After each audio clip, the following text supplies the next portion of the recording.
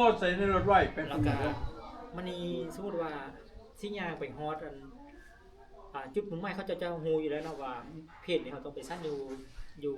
บนนั้น โอ้เขาหลัดไปหลัด เราเขาจะรถหลัดคุณ โอ้มีคนเพลง แล้วมันมีคนลาวคนไทย โอ้ เขาจะฮู้ว่าเขาจะประกาศลงเฟซเนาะว่าบอนนี้มือช่วยเพิ่นสิไปซั่นเพจนี่เด้อ อืม พวกคนลาวคนไทย ใกล้ ไปร่วมนำนะ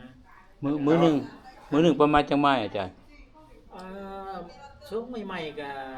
สาวปลาย โอ้ไกลๆ เนาะ เนาะ ว่าจะไป3,000กว่าไม้ตั้งแต่เท็กซิสไปเอา เกิดติดตามอยู่จังว่าครับมาบ่จักว่าเพิ่นจักไม้ว่า ไปนัดอยู่ 3,000กว่าไม้ อัลบา โอ้ มา ย่าง 3,000 ไม้ อัลบามาหัน30ไม้ บ่ฮู้ตอนยางซะ อืม กำลังยางมาอาจารย์ผู้ใดเมื่อยขืนไปพักผ่อนเดินต่อไปเลยบ่ลงเลยบ่มีรถตามก้นเด้ โอ้ มีแห้งลงมาต่อไปไป แบบนั้นเนาะอันบ่นั้นครูบาเพิ่นถูกอุบิเหตุมันไปที่ไหนจังถูกอุบิเหตุอยู่รถเจือมาต่ำบ่หรือเป็นจังได๋ อันนั้นนะก็จักสิว่าจังได๋ย่างไปที่ห้องที่พักแล้วเลี้ยวเห็นซอยแล้ว โอ้ แล้ว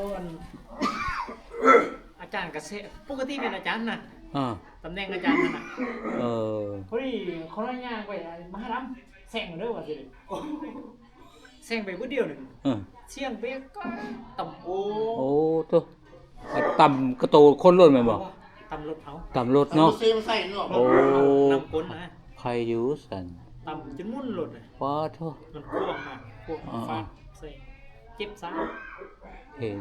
ห็นอยู่แต่ว่าบ่เห็นก่อนเพิ่นสิตามมันเป็นจังได๋แท้เพราะติดตามแบบกระยักกระยอนนะมันบ่ได้มันคลิปบ่โตกัน ขับไวนะขับไว อืม ขับไวนะขับไว มันขับไว้แล้วมันเจือกบ่หรือว่าปรากฏว่า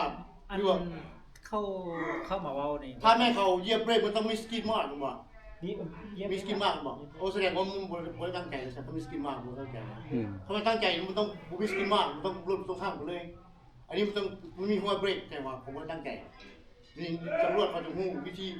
เขาคนแบบที่ว่าตั้งใจตั้งใจ อืม ต้องมีสกินมากถ้าไม่เพิ่ม แม่นแล้ว ตั้งใจก็ตั้งใจ บ่ ไม่ใช่ ซับ ลิ้นโทรศัพท์ โอ้ ปักโป้มันเบิ่งโทรศัพท์ แม่น โอ้เมาจะเบิ่งนี่เทเลโฟนเนาะ โทร โอ้ ศัพท์ ย อาจจะอัน หรือว่าเอาเทเลโฟนถ่ายมึงบอกว่าเนี่ยมึงจะพา สงสัย หันงอมันไว้มันไว้ เออ 80นะแหละ โอ้โอ้ย 80มันก็บ่ได้เรือ บ่แม่นแล้วสนะ 70ป้ายเนี่ย70 ถึงหยังก็บ่ได้เรือแล้วฮอด80แล้ว แล้วมันนี่มันสักเส้นมันคล้ายๆก็อาจจะเลี้ยวโทรศัพท์ด้วยจับโทรศัพท์ มันเป็นไฮเวย์บ่จักตุ้ย ไฮเวย์ ไฮเวย์อยู่ฟรีเวย์ว่ะ ฟรีเวย์ โอ้ยเป็นทะยานเนาะตอนนั้นมันหนาวๆจำได้เนาะเห็น โบด้าเหรอ บ่ดาวแห้งปานใดบ่ โบด้าอยู่เฮกซัส เห็นอยู่ เนาะมันก็บ่เทิงแล้ว ดีเดียวมีรถ มีวัดริชมอนด์เดอะห้องไหว้พระเพิ่นนี่พระอยู่วัดลาวรัตนารามเมืองริชมอนด์รัฐแคลิฟอร์เนียไหว้พระ แสดงว่าเพิ่นว่าบ่แล้วนี่เนาะท่านสิว่า ปกติเพิ่นนั้นย่างก่อนเขาในอาทิตย์นึงเพิ่นนั่นน่ะอย่างมาหาหัวเพิ่นเฮ็ดนั่นน่ะแล้ววันนี้มาฮอดวัดน้อยเนาะวัดน้อยก็เขาได้ย่างกับคนตำแหน่งเขาเนี่ยเอาย่าง โอ้โหต่าง เอาย่างอยู่ป่า ๆ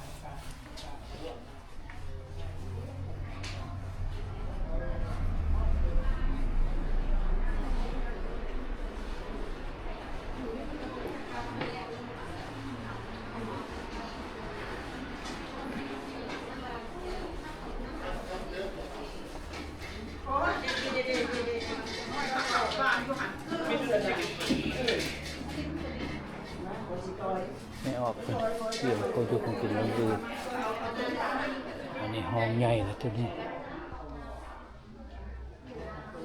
ห้องใหญ่ไปจัดพิธีอยู่นี่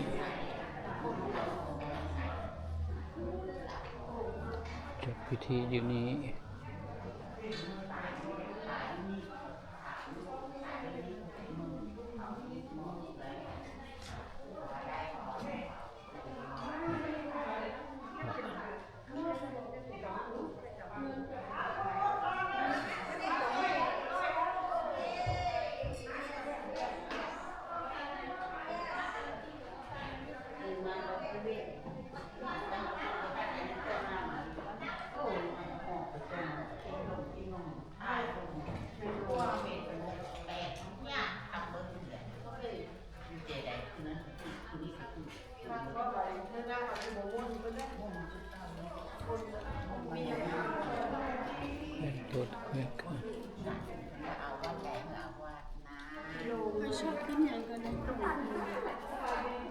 ป้าตุ้ยกำลังแขวนต้น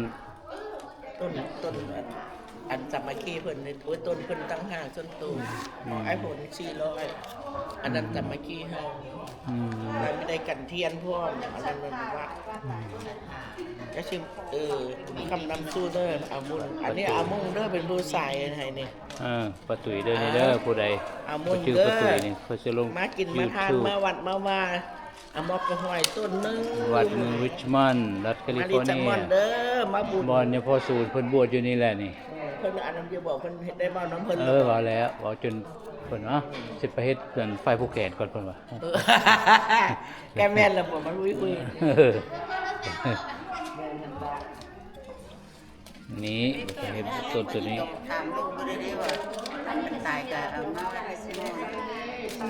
ผู้เสืออยู่ตามรัฐเขาก็ยังเอามาได้เป็นหยัง โอ้ยมาแต่ประเทศลาวเขาก็ยังเอามา อยู่ใส่ก็เอามาได้เฮาไปอยู่วัดหมอว่าบ่เป็นหยังแลถามหมอก็ว่าในนั้นแล้วก็เอาเขาก็ตัดสินใจออกแล้วบัดนี้สิมา10 ปีแล้วจักซกทานเมิดทุกอย่าง อืม 10 ปีแล้วเขานั่นสร้างหยังก็ได้ใส่ อยู่อ่ะคูลเลอร์เด้อฟีเซอร์หันบ้างฟีเซอร์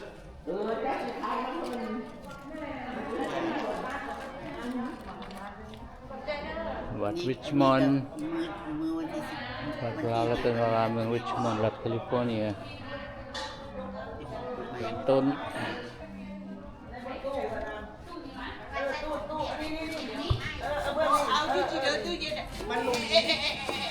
เดี๋ยวนี้ตู้นี้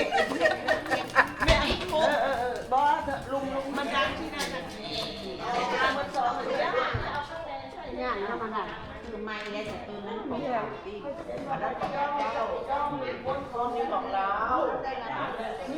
มือเตรียมมื้อนี้บ่แม่นมือบุญเด้อมือเตรียมซื่อๆถ่ายหลายเลยเด้ได้คลิปหนึงแหละเฮ็ดทุกใหม่ตัวนี้นะฝากถ่ายเลยดิถ่ายอีกก็ได้